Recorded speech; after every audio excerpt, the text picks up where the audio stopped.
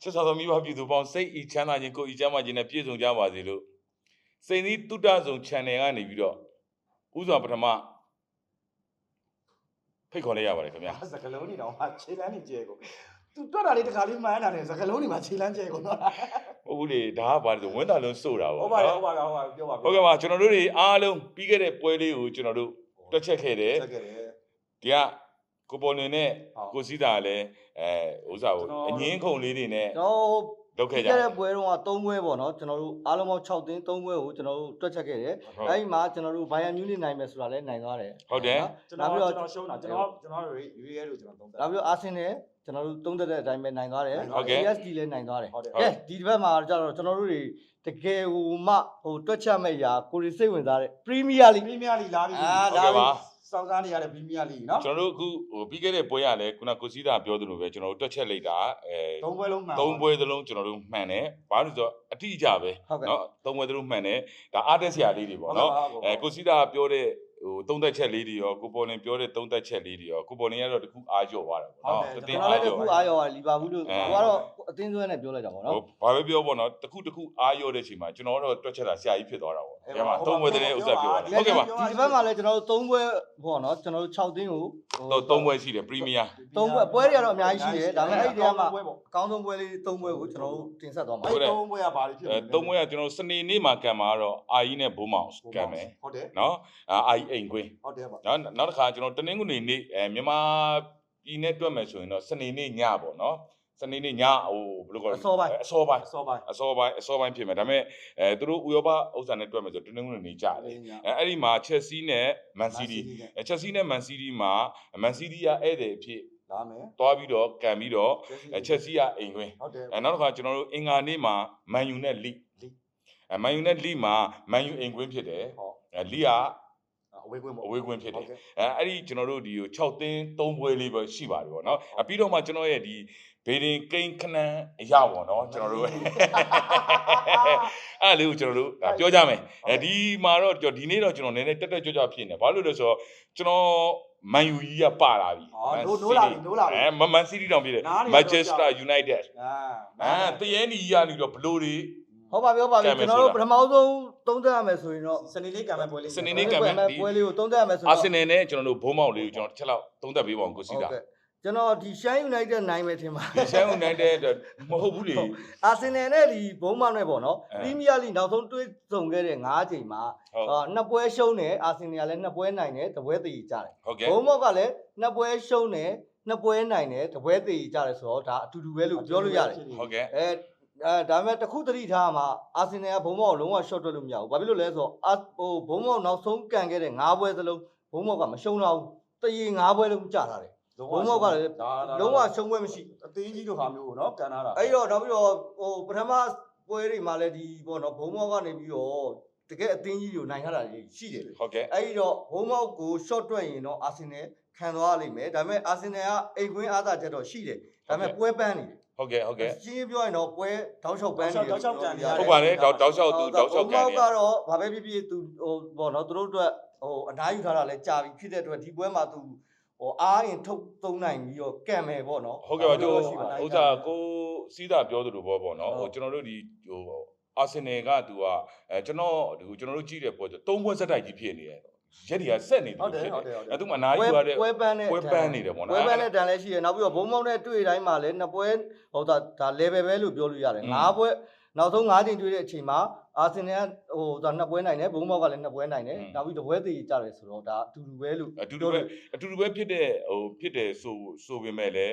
းသူကအတင်းကြီးဆိုတဲ့တိတ်ခါတော့သူဆယ်ရနောက်ပြီးတော့အိမ်ကွင်းအားသာချက်ရှိအိမ်ကွင်းအားသာချက်ရှိတယ်ဒါပေမဲ့ကျွန်တော်တို့ပြောမယ်ဒီပွဲကိုသူရှုံးသွားလဲသူကချန်ပီယံလိဖလားကိုသူကနေပြီးတော့လက်လွတ်စရာအကြောင်းတော့မရှိဘူးဟောလက်လွတ်စရာအကြောင်းမရှိဘူးချန်ပီယံပရီးမီးယားလိပြောတာ sorry ပရီးမီးယားလိဖလားကိုလက်လွတ်စရာတော့အကြောင်းမရှိပေမဲ့ဒါပေမဲ့ဆိုရင်ရတဲ့အခြေအနေဖြစ်သွားတယ်ဟိုဒါ9ပွဲကြံသေးတယ်အဲ့ဒီအတွက် short တွက်လို့တော့မရဘူးမရမှတ်ပါတယ်ဘာဖြစ်လို့လဲဆိုတော့ Man City က6မှတ်ဖြတ်ထားတာ6မှတ်ဖြတ်ထားတယ်ဆိုပေမဲ့ Man City ကလုံးဝတော့ဟိုအခုဆိုရင်ပုံမှန်ခြေစွမ်းတွေရနေပြီလို့ပြောလို့ရတဲ့အသင်းဖြစ်တဲ့အတွက်သူမှအားရှိသွားတယ်လေသူဟိုဗာလဲခါလာပေါင်းဟိုဖလားသူရပြီးတဲ့သူမှအားတက်သွားတယ်ပြီးတော့နောက်ထပ်တစ်ခုလဲသူကနေပြီးတော့ဟိုအဝေးကွင်းမှာသူလဲနိုင်လာတာဒါပေမဲ့အာဆင်နယ်ဒီပွဲကိုနိုင်အောင်ကံမယ်လို့တော့ ကျွန်တော်ယုံကြည်ချက်ရှိပါတယ်ဘာဖြစ်လို့အိမ်ကွင်းအားသာချက်လည်းရှိတယ် ဟုတ်ကဲ့ သူတို့မှလည်းဟိုပြီးခဲ့တဲ့ဒီချန်ပီယံလိဖလားမှာနောက်တဲ့စိတ်တက်ကြွသွားတဲ့အရာလေးရှိတဲ့အတွက် ဟုတ်ကဲ့ပါ တောက်လျှောက်ကောင်းသွားနိုင်တယ်ပေါ့ နောက် နော် တစ်ချက်ကလည်းဗာလဲဆိုတော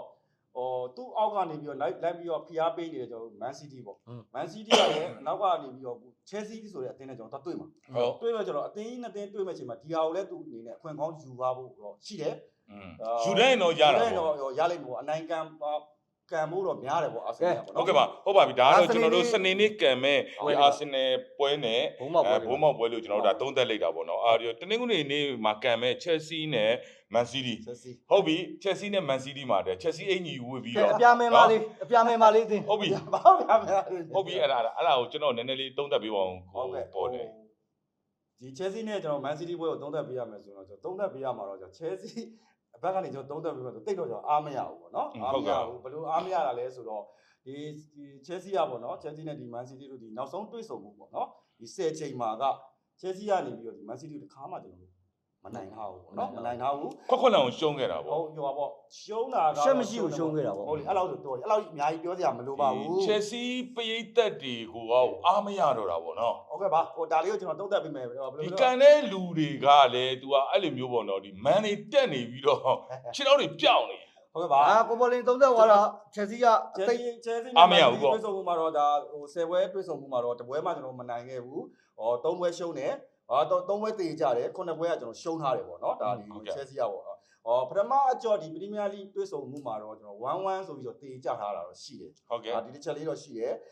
ပြီးတော့ပြောမယ်ဆိုရင်ဒီ Chelsea ကပေါ့ Chelsea ရဲ့ခြေစမ်းပေါ့ဒီ Premier League တော်တော်ကြာနေပါ ဒီ လေ နေ့မှာခြေစမ်းကတော့ဒါအခုမပြောလဲကျွန်တော်ပရိသတ်တွေလည်းသိတယ်ချောင်းလည်းသိပါတယ်ခြေစမ်းပိုင်းကတော့တော်တော်လေးကျွန်တော်ကြာနေတယ်လို့ကျွန်တော်သိရတယ်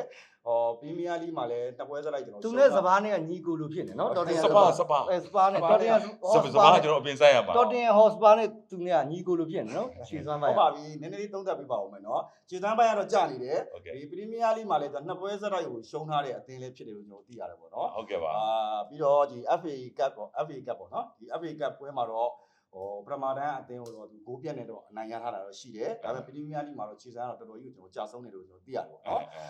်လက်ရှိမှာလည်းMan City ကလည်းကန်ရမယ်အသင်း Man City အသင်းကလည်းအဆင့်2ပေါ့အဆင့်2မှာရပ်တည်နေတဲ့အသင်းဖြစ်တယ်Chelsea ကတော့အဆင့်6မှာကျွန်တော်ရပ်တည်နေတဲ့အသင်းဖြစ်တယ်အဲ့တော့ဒီပွဲကတော့ Man City ကလည်းရှေ့ကနံပါတ်1ဖြစ်တဲ့ Arsenal ကိုလိုက်လံပြီးကျွန်တော်ဖိအားပေးဖို့တော့မဖြစ်မနေတော့လည်းအနိုင်ကန်မလို့နိုင်ကန်မှာပဲဒါပေမဲ့လည်း Chelsea ကလည်းကျွန်တော်ပြောမှဆို Champion League ဝင်ဖို့အတွက်ဒီပွဲကိုမဖြစ်မနေတော့အနိုင်ကန်ပါပဲ ဟုတ်ဒီလောက်ပါလားဒီ Chelsea ဘက်ကနေပြီးတော့အဲ့လိုပြောနေတယ်ဆိုရင်ဒီကိုပေါ်လင်တယောက်တည်းပြောနေအားမရဘူးဒရိုက်တာကိုပေါ့ကိုပါခေါ်လိုက်ပါလားသူလည်း Chelsea ဖန်ပဲ Chelsea ဖန်ပဲအဲ့တော့ကျွန်တော်ပြောတာလည်းအားတော့သိမရဘူးဒီပွဲတော့အကျဉ်းနေတော့ရှိလိမ့်မယ်သူတင်ကိုတင်တော့အနိုင်ကန်လိမ့်မယ်ဒါပေမဲ့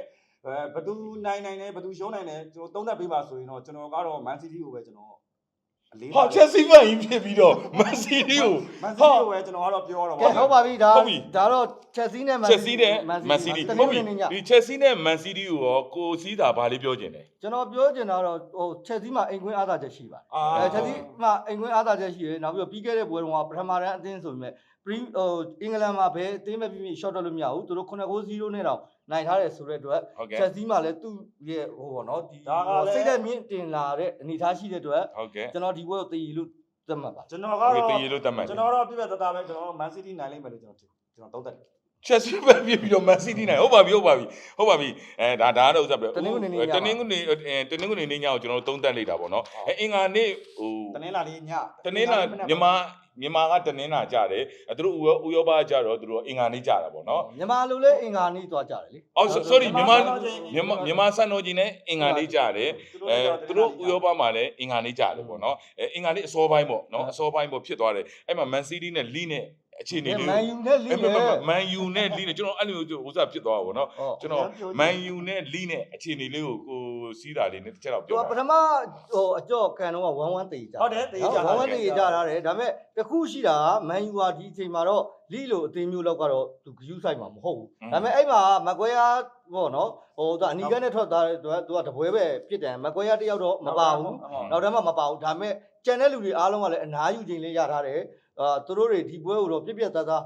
လီကိုအနိုင်ယူလိမ့်မယ်လို့တော့ကျွန်တော်ထင်ပါတယ် ဟုတ်ပါတယ်ဘာဖြစ်လို့လဲ အမားတော့ခံလို့မရဘူး အာမခံလို့ရပါတယ်ဘာဖြစ်လို့လဲဆိုတော့မန်ယူနိုင်မှာပါကျင်းသေးပါ ဟုတ်ပြီဟုတ်ပြီ ဒါပေမဲ့အဲ့နှစ်သင်းရဲ့နောက်ဆုံးတွေ့ဆုံမှု9ချိန်မှာလည်းဒီမန်ယူကနေပြီးတော့တေး3ပွဲအနိုင်2ပွဲဆိုပြီးတော့သူကဥဆောင်လာတယ်ရှုံးပွဲ1ပွဲမှမရှိထားဘူးပေါ့နော်ဒါလေးရရှိတယ်ပြီးတော့မန်ယူကဒီကြားထဲမှာလည်းကျွန်တော်ဘယ်ပွဲမှမရှိဘူးကောင်းကောင်းအနားယူထားရတယ်အနားယူထားတဲ့အတွက်ကြောင့်ကျွန်တော်စိတ်ကျွန်တော်ဒီမန်ယူက လူများလို့ဖလားပွဲတွေလည်းဟိုချန်ပီယံလိတွေပါလေကန်စရာမရှိဘူးလေအာဆင်နယ်လည်းအလို့လို့ FA ကတ်တွေပါလေကန်စရာမရှိပါကောင်းကောင်းအနားယူထားတယ်အဲ့တော့မန်ယူနိုင် မန်ယူကတော့ ဟုတ်အဲ့လောက်တော့ဥစားပဲနောင်ဒါပဲဘောလုံးရာသီကြရင်မန်ယူကနေဘလို့ဥဆောင်ပြီးတော့ဇယားထိတ်မှရှိနေမလဲဆိုတော့စောင့်ကြည့်ကြပါတော့ ပွဲပဲဟိုဒါပွဲပန်းဒဏ်ဒီခံပြီးတော့ပရီးမီးယားလိနောက် အခုလိုပေါ့ကံမဲ့အခု league ပေါ့ league အသင်းနဲ့ကံပါကဟို league ကဒီအတန်းဆင်းဖို့အတွက်ကိုဒါဟို၄မှတ်လောက်ပဲလိုတော့တဲ့အချိန်ပေါ့နော်သူအဆင့်အဲ့ရောက်နေတာနဲ့မန်ယူနဲ့တွေ့တဲ့အချိန်မှာဟိုမန်ယူကပွဲလဲကျွန်တော်နားထားတယ်ဟိုစီလုံးညီညွတ်မှုလည်းရှိနေတဲ့အချိန်မှာဒီလိုအသင်းကိုမနိုင်ဘူးဆိုရင်တော့မန်ယူဘယ်ပွဲမှနိုင်မှာမဟုတ်တော့ဒီလိုပဲကျွန်တော်သုံးသပ်ရမှာဒါပေမဲ့မန်ယူနိုင်မယ်လို့တော့ကျွန်တော်သုံးသပ် ကဲဟုတ်ပါပြီကျွန်တော်တို့သုံးသက်တာတွေလည်းများသွားပြီအဲ့တော့ဟိုဒါဒီကဟိုဒါဘာဘုံမင်းကောင်ကြီးနဲ့ မနောက်နဲ့ဟာမိုးချိုးပြအောင်လို့မိုးချိုးပြကျွန်တော်ပထမဦးဆုံးကျွန်တော်ဒီစနေနေ့ပွဲလေးပေါ့နော်စနေနေ့ပွဲလေးမှာဒီအာဆင်နယ်နဲ့ဘိုးမောက်ပေါ့နော်ဘိုးမောက်ပွဲလေးကိုကျွန်တော်ဟိုတွက်ချက်ရတဲ့အခြေအနေမှာတော့ကျွန်တော်တို့ကဘာဖြစ်လဲဆိုတော့အာကြီးရှုံးမှုများပါတယ်အာကြီးရှုံးမှုများပါတယ်အာကြီးဘက်ကအရှုံးကျွန်တော်ပေါ်နေပါတယ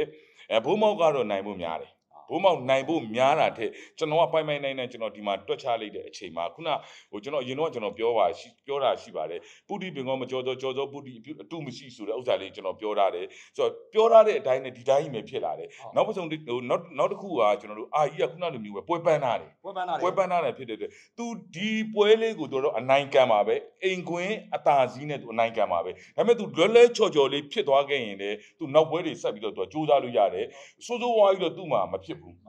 မဖြစ်ဘူးဒါဆိုတော့အနေငယ်ဖီကတော့ရသွားမယ်ကျွန်တော်ဒီဟိုစနေနေ့ကံမဲ့အာဆင်နယ်နဲ့ဘိုးမောင်မှာကျွန်တော